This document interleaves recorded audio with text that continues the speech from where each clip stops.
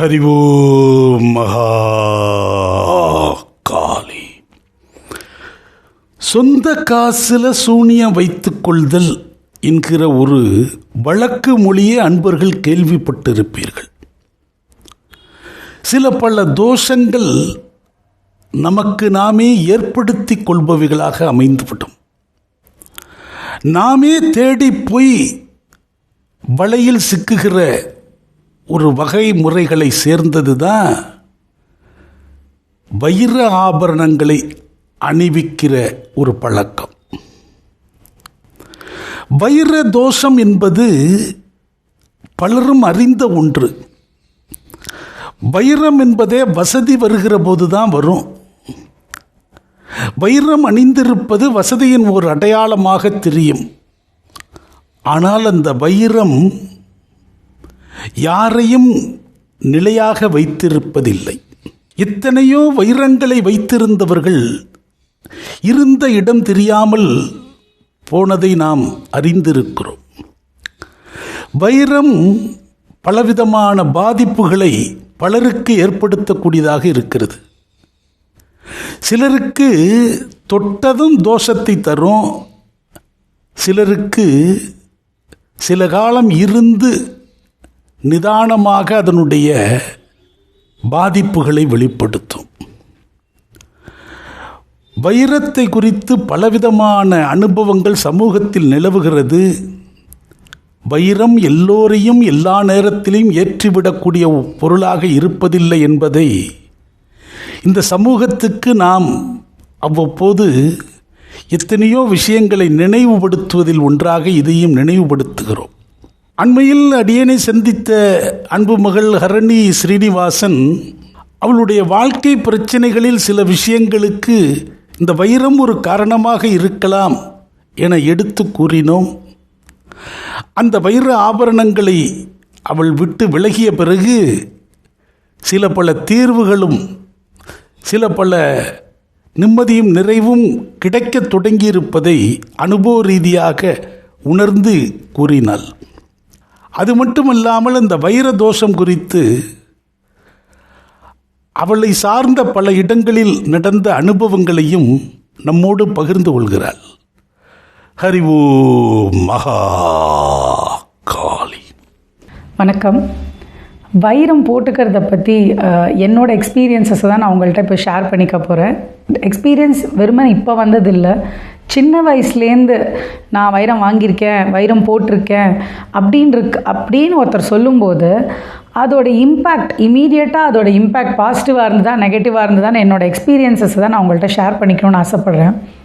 அதாவது இது வரைக்கும் நான் வைரம் வாங்கிட்டு இருக்கேன், போட்டுட்ருக்கேன் அப்படின்னு ஒருத்தர் சொல்லும்போது கொஞ்ச நாள் கழிச்சுலாம் பார்த்தா அவங்க கிட்டேருந்து நமக்கு வர அந்த ஒரு நியூஸோ அவங்கள சுற்றி இருக்கிறவங்க சொல்கிறதோ கேட்குறதோ எதுவுமே இது வரைக்கும் நான் பாசிட்டிவாக கேட்டதே இல்லை.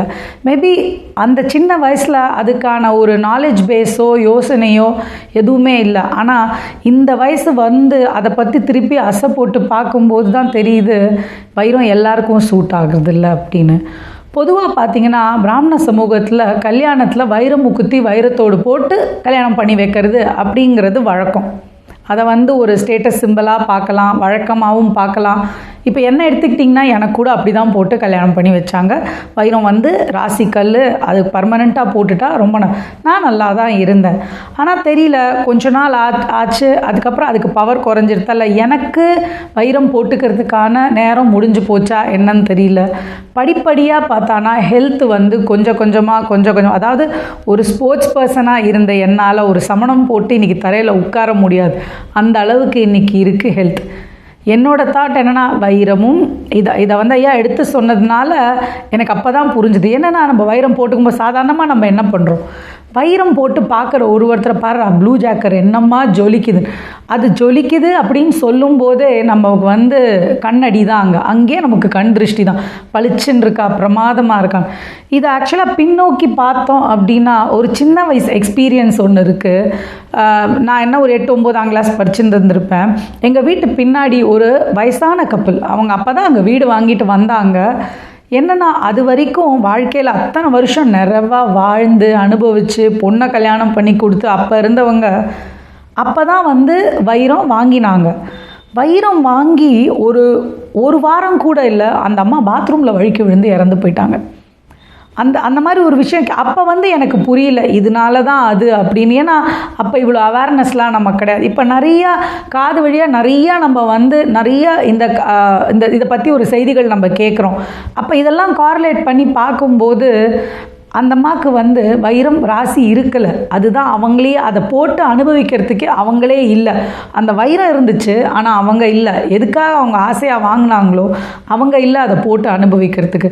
ஸோ வைரம் எல்லாருக்கும் சூட்டாகிற ஒரு விஷயம் கிடையாது.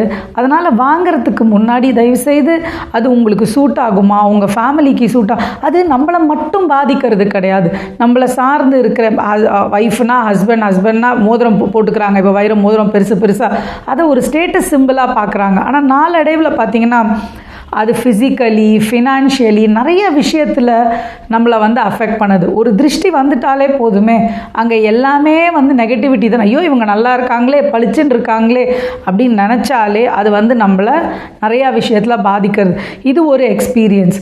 இன்னொன்று பார்த்திங்கன்னா எங்கள் க்ளோஸ் ஃபேமிலி சர்க்கிளில் வைர செட்டு இங்கே வாங்கி அவங்க பொண்ணோட திருமணத்துக்காக, வெளிநாட்டில் நடக்கிற திருமணத்துக்காக அவங்களால எடுத்துகிட்டு போக முடியாதுன்னு அதை இன்னும் தெரிஞ்ச நண்பர் ஒருத்தர்கிட்ட கொடுத்து நீங்கள் கொண்டு வச்சுக்கோங்க, நாங்கள் அங்கே வந்து வாங்கிக்கிறோம் அப்படின்னு கேஷுவலாக சொல்ல போய் இத்தனை வருஷமாக வெளிநாட்டில் வாழறவங்க அங்கே லைஃப் அன்சர்டைன். அதெல்லாம் கரெக்டு, அங்கே ஜென்ரலாக சொல்லுவாங்க இந்தியன்ஸ்னால் நிறையா நகை வச்சுருப்பாங்கன்னு தெரியும். ஆனால் இது போய் அங்கே இருந்த நேரம் அந்த வீட்டில் ராப்ரி, அந்த லோக்கல் பிளாக்ஸ் அந்த வீட்டை முழுக்க தொடச்சி இவங்களோட நகையோட சேர்த்து அவங்க ஆல்ரெடி சேர்த்து வச்சது எல்லா நகையும் திருட்டு போச்சு.